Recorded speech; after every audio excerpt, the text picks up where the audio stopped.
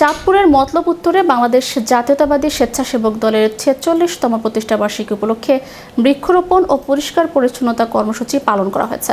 বৃহস্পতিবার সকালে উপজেলার কালীপুর স্কুল অ্যান্ড কলেজ প্রাঙ্গণে বৃক্ষরোপণ ও পরিষ্কার পরিচ্ছন্নতা কর্মসূচির মধ্য দিয়ে প্রতিষ্ঠাবার্ষিকীর কার্যক্রম শুরু হয়।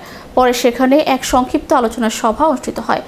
উপজেলা স্বেচ্ছাসেবক দলের আহ্বায়ক শাহজালাল প্রধানের সভাপতিত্বে অনুষ্ঠানে উপস্থিত ছিলেন চাঁদপুর জেলা যুবদলের সহ সভাপতি খায়রুল হাসান বেনু, উপজেলা স্বেচ্ছাসেবক দলের যুগ্ম আহ্বায়ক ভিপি মফিজুল ইসলাম শান্ত, আরিফ উল্লাহ মুন্সি, জিসান আহমেদ সহ উপজেলা ও ইউনিয়নের বিভিন্ন পর্যায়ের স্বেচ্ছাসেবক দলের নেতাকর্মীরা।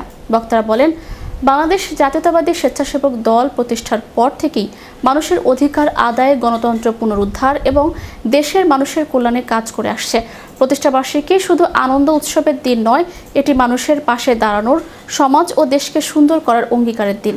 তাই বৃক্ষরোপণ ও পরিষ্কার পরিচ্ছন্নতার মতো জনকল্যাণমূলক কর্মসূচির মাধ্যমে আমরা সমাজের প্রতি আমাদের দায়িত্ব পালনের চেষ্টা করছি। তারা আরও বলেন, পরিবেশ রক্ষা ও পরিচ্ছন্নতা একটি সামাজিক দায়িত্ব।